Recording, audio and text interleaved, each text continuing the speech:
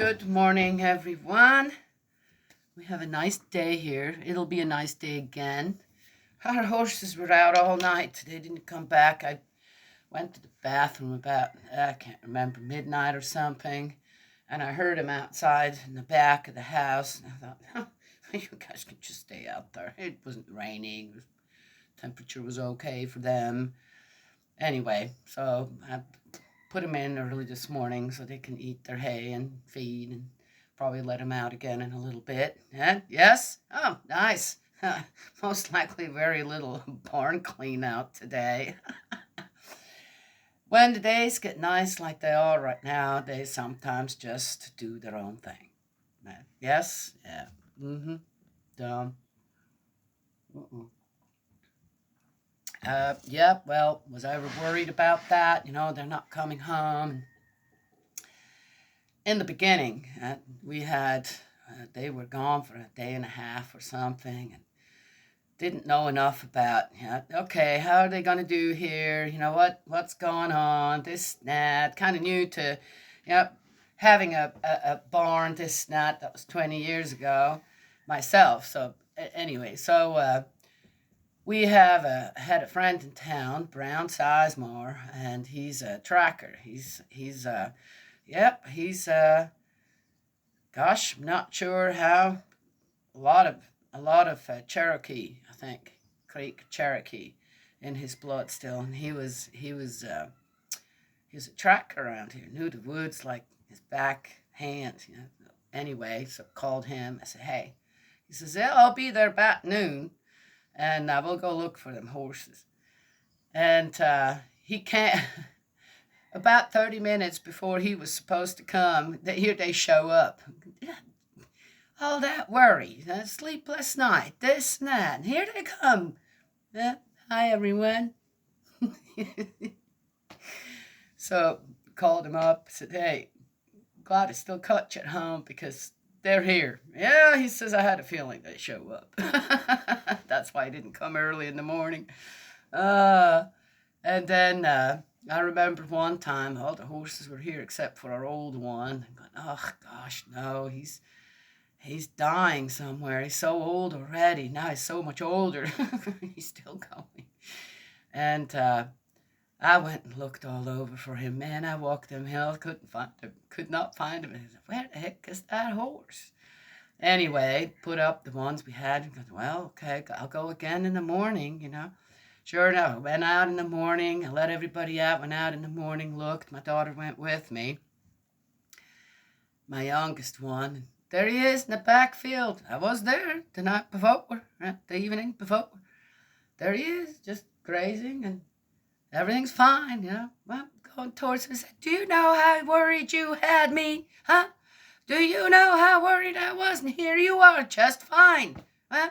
What's up with that? And he just looked at me like, oh, lady, what are you doing here? So I learned, okay, hey, you know what?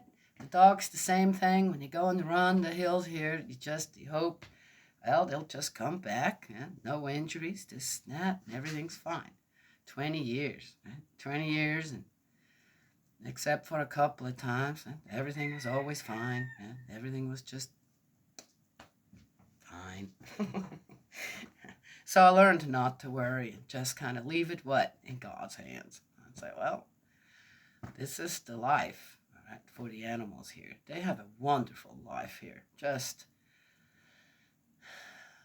right, yeah. Because I'm worried, this and that, what could happen? Gonna lock them up all the time? Huh? Okay. Who does that benefit? Anywho, so I learned to worry less.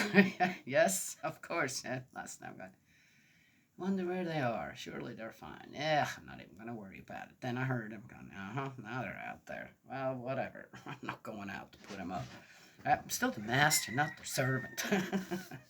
So, I'm going to start every morning first with this poem, prayer. It's a condition that Family Federation for World Peace started. And it's some kind of a blessing condition. Again, I'm not 100% sure. all these things, and I kind of just modified them a little bit so they'll fit me. They'll fit. I want to be a part of it, but I'm not going to be able to do everything that they're saying. Our church here, or if they're still there, I don't even know, or is over 4 hours away. Right? Yeah, kind of get in my car. 8-hour round trip? Heck no. So, in any case, so I kind of modified all the points a little bit, but I want to be a part of it.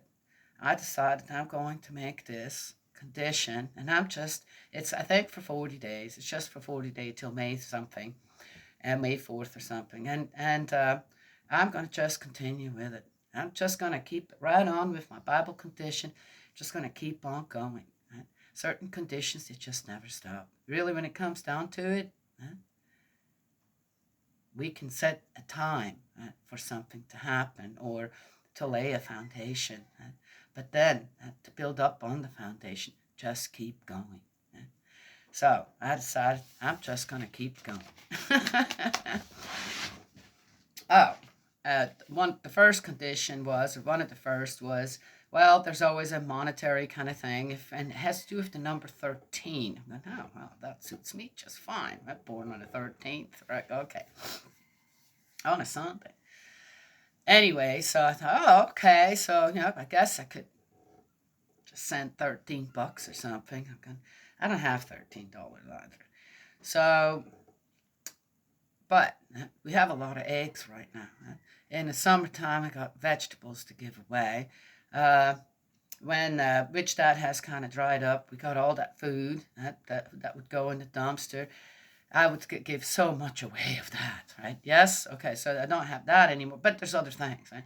My medicinal things, right? Yes, when people ask us, I don't charge anything. So there you go, right? Instead of the bowing, this, now, oh, look, every day, is there something I can give? And as that, to make that as the condition. Yes? Okay, well, there you go. Just because, right? I'm not going to do that. First of all, man, we're gonna no. So how do I replace that with something that I feel would be just as valuable to God if I do that within that condition, right? Then the other one was bowing. Man, I have done a lot of bowing in my life for conditions. Gosh, I don't know how many thousands and thousands of bows, all the way down to my knees. This every day, a certain amount. Oh my gosh, I don't know, did I wreck my knees that way? Well, who knows? It doesn't matter. It doesn't matter. But I can't do that anymore. So I thought, well, what could I do for that? I said, oh, you know what? I'm going to attach. The Bible reading will be my bowing every day. Right? Yes, the bowing is an offering of humility and being humble to God. I'm going to attach that to that. And I offered everyone, hey, if you want to watch the videos on YouTube, right, then and be a part of that, and then give your 2 cents to it as well. Huh? That can be your. Huh? Yes? Why not? I cannot do that. All right. Why not? Can I not do things in a way that I feel, this is how I'm going to give? Honestly.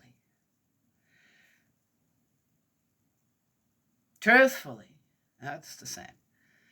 And, well, okay, a little different. And in a, how do you say? In a way where I'm not just going to go through the motions. I've never been a good one to just go through the motions, right? I would even be someone, in church where I slow down the Lord's Prayer and say, look, guys, if you just lyre it down like this, how is that going to actually mean anything? All you do is just, right? But it will not engulf you. It will not create. Can you imagine if there's 100, 200, 1,000 people, or even more, all praying the Lord's Prayer, and they all pray it in a way where they are one with the prayer. The prayer becomes them, and you become the prayer, right? Is there any better way than to connect with Jesus? Tell me. And then ultimately, of course, with God. But if you just lyre it down, so it's done, right? Where's that going? It's like hot air. Huh? That doesn't have a balloon. You know what I mean? Okay.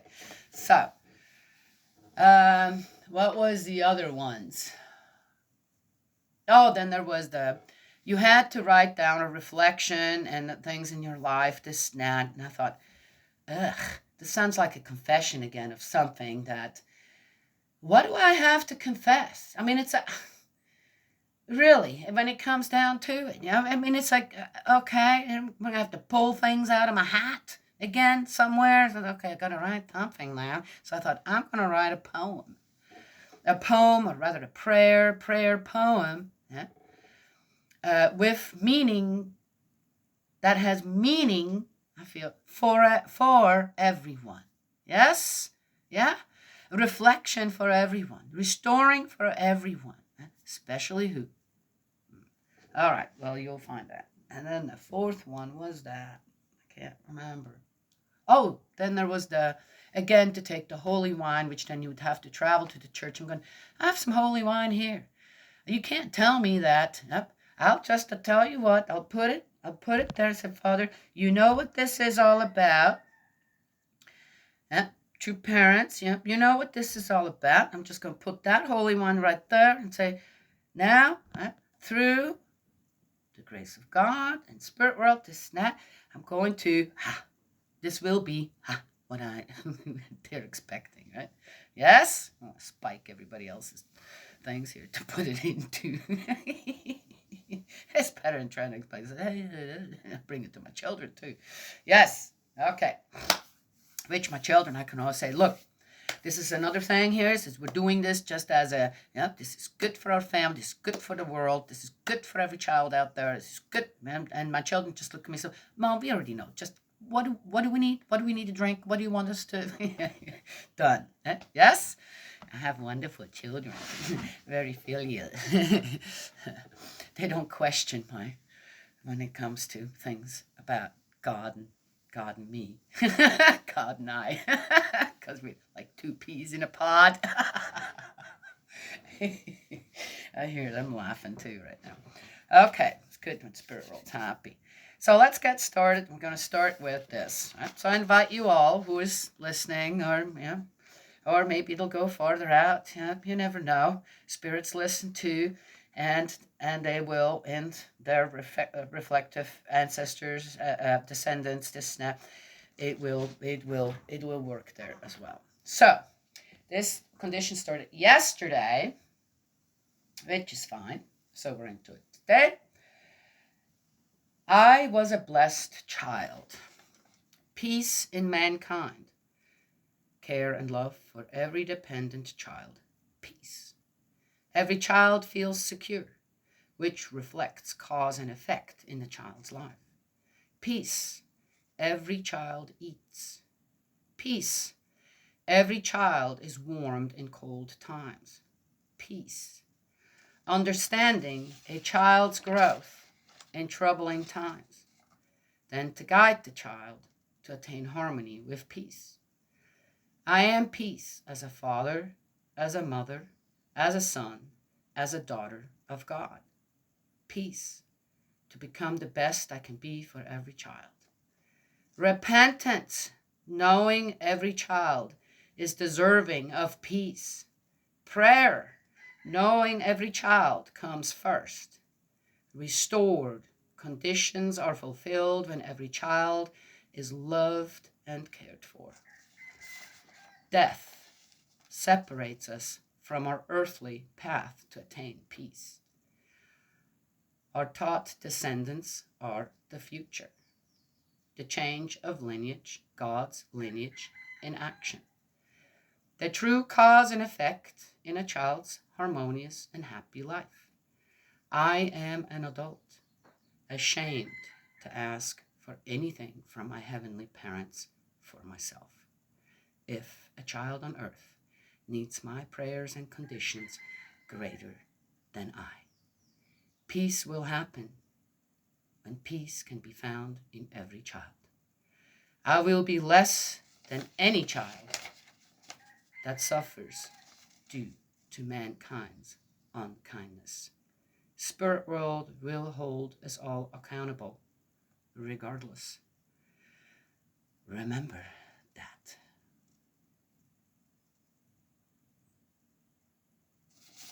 There it is.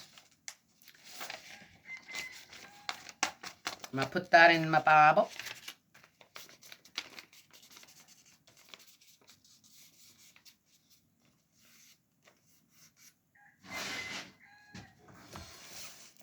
Yeah.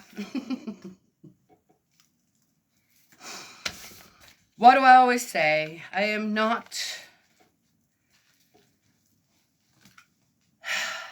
When people with certain things asking me certain things to do this or that or be a part of, when it comes to money, making money off of me, or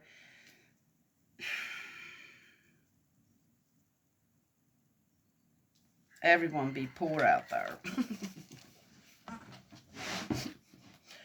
Hey, if I have it, someone's really in need, that's where I give it. If I have it. Okay, we are in Numbers 11. Oh, the halts in the desert. Taberah. Oh, I found out that from Mount Sinai to Paran, again, it's a mountain too, I guess. It was a kind of, I thought I've asked quite simply on what I would, how long, how many miles. I did find out it's about 130 miles. And they did that in 3 days. I kind of missed that when I read through afterwards. And I was, hey, wait a minute, they didn't give us, they were on the road or walking for 3 days. And so pretty impressive, about 43.333 miles a day with the whole caravan, children, they all, pretty good. I'd say that was pretty good. Pretty good amount of miles. So 130 miles. They made it 130 miles. The first trip. Taberah. Now the people began to complain. Again. Which was offensive to Yahweh's ears.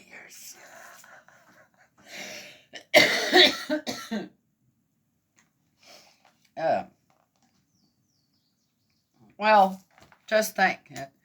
When your children, you're off, okay, even as kids, they come and they complain about something. Adults are the worst, really, when it comes down to complaining about the childhood. Okay, now some have, well, interestingly enough, the ones that would have something to complain about often don't, right? Yes? And as a parent, when you listen to your kids, oh, this is how you felt about this or that, it's like, I often don't say anything, just let them talk, And then, or what I do is I'll bring something up. Oh, did you like this trip? Or did you like that thing we did all together? Or how did you feel about it? And then I kind of steer them in a direction of, no, your childhood wasn't all that bad, You actually had a really, really good and interesting and adventurous childhood, right? But it's what people do out there. That's their favorite thing to do. Yip about their childhood. And, as a parent, you listen, you're just going, well, that's kind of offensive. Yeah, regardless. Yeah, okay, so you need to tell me about the one time where, okay, all right. Yeah, I'm glad that stuck in your mind. That's odd that's what stuck in your mind. So, I feel God here. When Yahweh heard, his anger was aroused, and the fire of Yahweh broke out among them. Oh, he was really offended. Says, well, let me show you how it could be. It devoured one end of the camp. Oh. All right. I see what's going on here, too.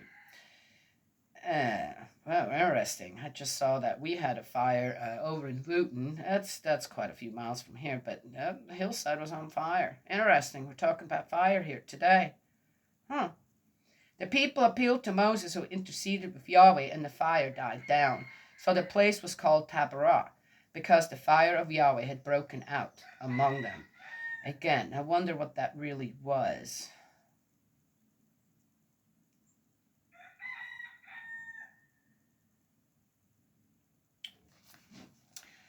Reminds me of on how when you're in a discussion group and how a fire can break out, right? Where suddenly there is no, people should just, everybody, let's get the drink of water and, you know, and take care of that fire within ourselves. That is just, this is just burning everybody up here. It's not doing any good. Yes? Go get a drink of water, put that fire out. So I wonder, or if there really was a fire that broke out, what, you're gonna, everything that they didn't take care of, this and that, kind of have to blame themselves. Oh, that was because, really? Nah. No. Let's not go there, right? We know that too. There's people out there who want to blame God for everything. How does that make sense? Well, sometimes people, I think, should really, I would say, reflect before you react, and make sure that in other people's hearing and what you're saying, you're not making a fool out of yourself. You know what I mean? Yes. Okay. Well, that goes for me too, of course, absolutely. Kibroth, ha-tava. The people complain again. The rabble who had joined the people were feeling the pangs of hunger. And the Israelites began to weep again. Who will give us meat to eat? They said. Think of the fish we used to eat free in Egypt, the cucumbers, melons, leeks, onions, and garlic. But now we are withering away. There is nothing wherever we look except this manna. Oh, they did have something to eat, just not what they wanted. Oh, I see. The manna was like coriander seed and had the appearance of bdellium. The people camp in the desert, and so you will be. The people went round gathering it and ground it in a mill or crushed it with a pestle. It was then cooked in a pot and made into pancakes. It tasted like cake made with oil. When the dew fell on the camp at night, the manna fell with it.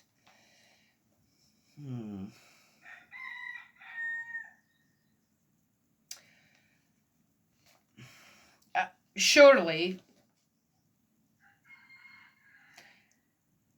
what should have been, or what should be more important to the Israelites than what they don't have to eat anymore now? Is their freedom? But as soon as they had that, then when things got, instead of, look, we still have something to eat, we can do this, we're gonna, what happened? Isn't it something with people?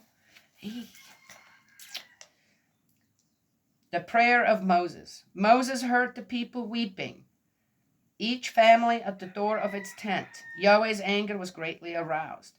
Moses, too, found it disgraceful, and he said to Yahweh, why do you treat your servant so badly?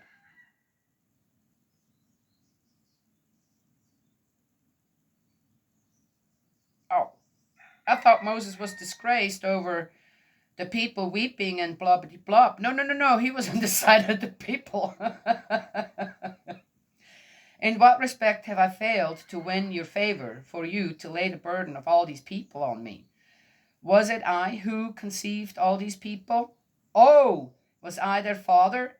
Oh, for you to say to me, carry them in your arms like a foster father carrying an unweaned child to the country which I swore to give their fathers?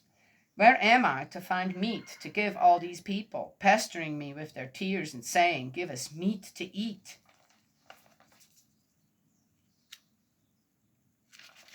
I cannot carry all these people on my own. The weight is too much for me. If this is how you mean to treat me, please kill me outright. If only I could win your favor and be spared the sight of my misery. Okay, well, there you go. I don't know. I wasn't there. I wasn't in Moses' shoes, so I'm gonna withhold. I said just more. No surprise there. And Yahweh replies, Yahweh said to Moses, collect me 70 of the elders of Israel, men you know to be the people's elders and scribes. Bring them to the tent of meeting and let them stand beside you there. I shall come down and talk to you there, and shall take some of the Spirit which is on you and put it on them. Oh, then they will bear the burden of the people with you, and you will no longer have to bear it on your own. And say to the people, purify yourselves for tomorrow, and you will have meat to eat, since you have wept in Yahweh's hearing, saying, who will give us meat to eat? How happy we were in Egypt. Very well, Yahweh will give you meat to eat. You will eat it not for 1 day, or 2, or 5, or 10, or 20, but for a whole month, until it comes out of your nostrils and sickens you, since you have rejected Yahweh who is among you, and have wept before him, saying, why did we ever leave Egypt? Moses said, the people around me number 600,000 foot soldiers, and you say I shall give them meat to eat for a whole month? If all the flocks and herds were slaughtered, would that be enough for them? If all the fish in the seas were collected, would that be enough for them? Yahweh said to Moses, is the arm of Yahweh so short? You shall see whether the promise I have made to you comes true or not. Interesting.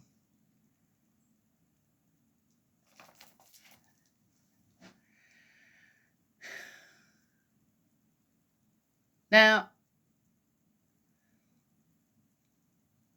all right, I said it's difficult. It's difficult for people to. It is the same today. When you have grown up, or when you have, what did we talk in the beginning? When you have been so fortunate, right? Yes, then suddenly, you have to make some choices. What will I bring home from the grocery store? I can't bring it all anymore. And you have to make some choices. Are you going to make good choices? Are you prepared to make good choices? Yes? Okay. Well, anyway, so the Spirit given to the elders. Moses went out and told the people what Yahweh had said. Then he collected 70 of the people's elders and stationed them round the tent.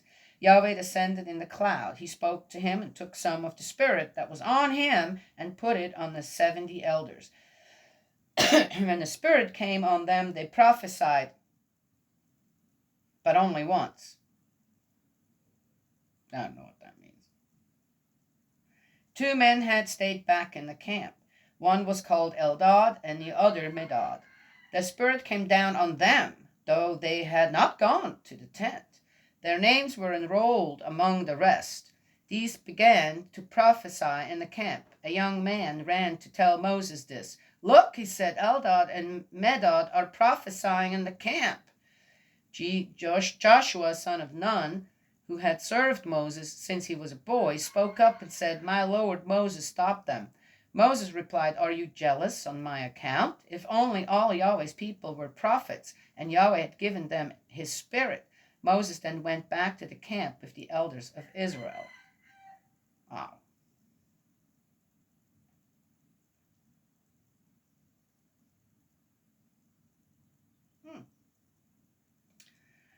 Interesting. What did I say? So here is the elders that Moses all gathered around the tent of meeting, and they are touched by the Spirit of God as well, or part of Moses' spirit that God had given to Moses. Okay. And then they felt to, okay, now let's go and tell the people, right? Yes. But God chose 2 more outside in the camp, right? Yes, 2 more, right? Yes, that was God's choice. And the people had a problem with that as well. So, yes, sometimes you're not in your congregation. You're not right in the middle of the hubbub, this and that, right? Ooh, ooh, ooh. Sometimes people have something good to say, or people that will steer you in the right direction as well, right? Yes, make you part of something good, right? Or outside of all that, right? Yes, not as connected. Right? Sometimes people feel offended over that. Well, makes you think. Right? I don't know. Spirit of God? All right. Good one. The 12. A wind sent by Yahweh started blowing from the sea, bringing quails, which it deposited on the camp. They lay for a distance of a day's march either side of the camp, 2 cubits thick on the ground. 2 cubits thick on the ground. The people were up all that day and night and all the next day collecting quails. The least gathered by anyone was 10 homer. Then they spread them out round the camp. The meat was still between their teeth, not even chewed, when Yahweh's anger was aroused by the people. Yahweh struck them with a very great plague. Ooh. The name given to this place was Kibroth HaTavah, because it was there that they buried the people who had indulged their greed. From Kibroth HaTavah, the people set out of Hazeroth, and at Hazeroth they pitched camp. That's the end of 11. So here comes the meat. Well, he said he would send it to him. And here again, something happened. I don't know how much people know about things like that, but when you do a fast, even a 3-day fast, you should always start with little, right? Yes? Yeah. Because you just emptied out everything in your stomach, and if you put a big old heavy meal in there, guess what happens? You're going to get sick. So, I don't know how long the Israelites were just living on that manna, which wasn't a whole lot, yet I'm sure they mixed it up with, they still had some milk from the ewes and the goats, female goats, cows. Sure, they could mix that up some in there, and it makes it a little bit more, yes, nutritious to snack. I don't know what kind of desert they walked through. Was there nothing? Absolutely nothing growing? I don't think that's what the kind of desert it was. Yet they didn't know. And maybe they didn't know. They were been so spoiled in Egypt, right? Yes, okay. They they kind of left Egypt awfully fast. So, and then they've been out there for years already. Okay. So, no doubt that to have all this meat, so much of it, right? Okay. Would it have been, that doesn't sound like, okay, so they picked it all up, this, that, and they just started gorging down on it. Right? Yes? Nobody told them, say, hey, let's just, little by little, first of all, let's dry some of this meat, so we have it on our way. Surely they knew how to do that, preserve it in a way. And eat a little bit, with the manna that we have as well. First of all, probably the best thing would have been to first say a prayer. I don't know, did they do that? It doesn't say. That they all, when they saw suddenly the bounty of meat, did they repent a little, become humble, and say thanks to God? That doesn't say, does it? Oh, maybe later on. I don't know. Oh, by the way, I forgot to put my thing in. I got to do that. I don't like to do things after.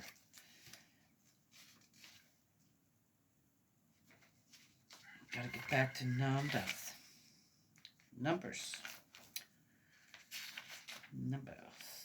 Okay. All right. Yes. Anywho. So, then again, the people ate and got sick, this, that, and it says, they aroused by the way they were gorging things down, and they started getting sick and died. They died. And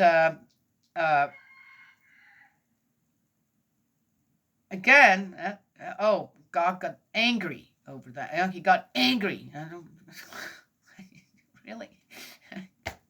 You're the ones who did something wrong. If you don't behave appropriately in certain situations, something happens. It's God's anger every time. How silly is that? Right? Yeah. It is what it is.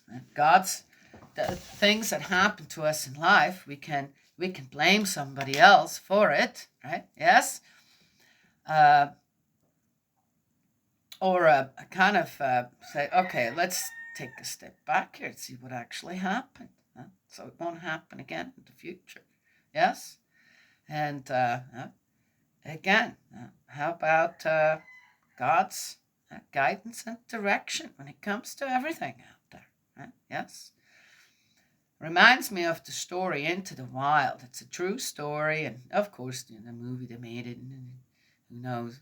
But they have the diary of that guy that found it, and he ended up dying in a school bus, in some old bus in the Alaskan wilderness. He couldn't cross the river anymore safely, and he got hungry, and he found these sweet potatoes. There's two types of wild sweet potatoes, and you need to know them. They're easily identified, but you got to know which is which, and he ate the wrong one. And it rendered his stomach unable to digest anything else. And that's how he starved to death. There was food, but he starved to death.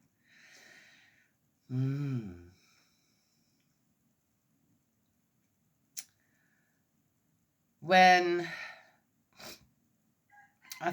one decides that you want to be a part of the wilderness, right, then you've got to know what you're going to get yourself into, right? Unless you grew up in it. Of course, people who grow up in the wilderness like this here, right, that's a different story again. But if one just decides, okay, this is what I want to do, then I would suggest a couple of years of good study. Yes, on where you're going, number one, and what is out there for you when you are suddenly in dire straits that's safe for you to partake in. Eat, for example. Water, right? It's the same thing. Know on how to get clean, purified water. Did you know that grapevines, wild grapevines out there, if they're thick enough, you can cut them open and put something underneath, it starts to drip. It takes a while, but it's absolutely pure water. Yes, okay. Alrighty. Tried it. It's true. It works. So, better than nothing, right? Yes, there are other ways to collect water that you're pretty sure that you're going to be okay. But anyway, again, certain things. Interesting. Their trip through. And I can kind of understand too, in a way. It's like when you look at your children, and your children are just, man, that manna from heaven, it's feeding us, but it's, gosh,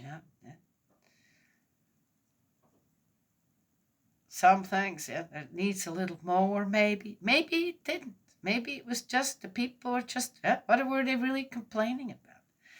We have a plant here. It's the state flower of Kentucky. It's called goldenrod. And it makes good tea. And once it has flowered out and the seeds, tons of seeds on it, the seeds are dry. They're like a superfood. Yes. Yeah, you can store them, dry them some more. Once you collect them and store them, they have a real nice nutty taste. And they're considered a superfood, loaded with minerals and vitamins. Could one live on just those? Maybe not, but it's definitely something good to know, right? That is out there, and this grows here everywhere. Yeah, yes, okay. Anywho, so there is that. I think that's all I have to say this morning. Interesting, their trip. But I could see when your children suddenly, it's like, when you see your children suffer, okay, in a way, that's a painful thing. It's a painful thing. So I can't just say, the Israelites just complainers, this and that.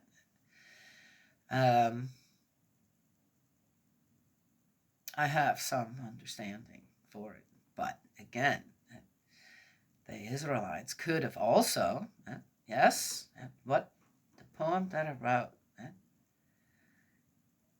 Of course, it's a plea to heaven, but really, the plea goes out to mankind, to all of mankind.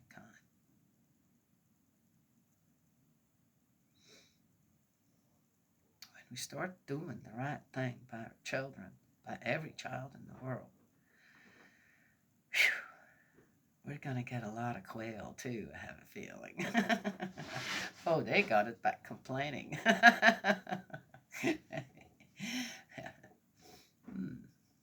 Maybe we'll get better than quail. Ah, we already got better than it. I'm just happy to have an egg. Eggs are good. If you're not allergic to them. Yes. Oh, I made this lentil tofu. And you can make this with just about anything that is a bean or whatever. Right? It doesn't just have to be soybeans that you make tofu with. And yep, it's amazing. I made it. It tastes really good. Yeah. And you can add your own stuff to it. I made it with a little salt and garlic, fresh garlic that I mashed up with it. And then, oh, it was good. Then I fried it. And I fried it, sauteed it first, and then just by itself. And then I made a batter and dipped it in it, and then kind of fried it like that too. That's really good. And you could bake it like that too. You could steam it like that too. So it was really good.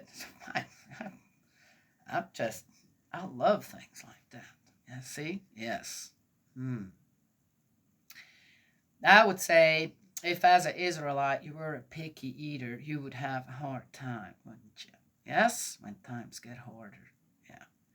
Okay. Anyway, so there we are. Oh, any kind of legumes is also a source of protein. Yes, and yeah, mixed with any kind of wheat or some bread or rice or something, it makes a complete kind of thing. Anywho, good to know too, right? Yes, this is important for vegetarians and vegans to know on how to actually get, even though you think you're eating protein, on what you have to eat with it as well to make it an actual protein that will benefit your system as meat does, for example. Yes? Okay. Don't ever forget, we were all born with canine teeth. All right. For a reason. Yes? Okay. All right. That's all I have to say this morning. God's love and blessings always. May He protect you, and I will talk to y'all another time.